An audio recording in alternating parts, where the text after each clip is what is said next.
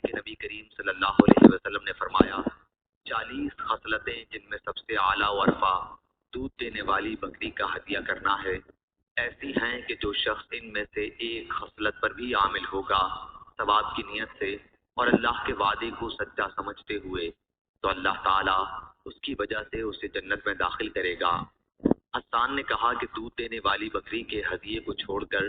ہم نے سلام کا جواب دینا، چھینکنے والے کا جواب دینا اور تکلیف دینے والی چیز کو راستے سے ہٹا دینے وغیرہ کا شمار کیا تو سب 15 خصلتیں بھی ہم شمار نہ کر سکے۔ صحیح بخاری حدیث نمبر 2636 کہ رسول کریم صلی اللہ علیہ وسلم کی خدمت میں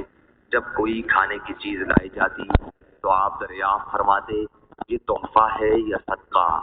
اگر کہا جاتا کہ صدقہ ہے تو آپ اپنے اصحاب سے فرماتے کھاؤ، آپ خود نہ کھاتے،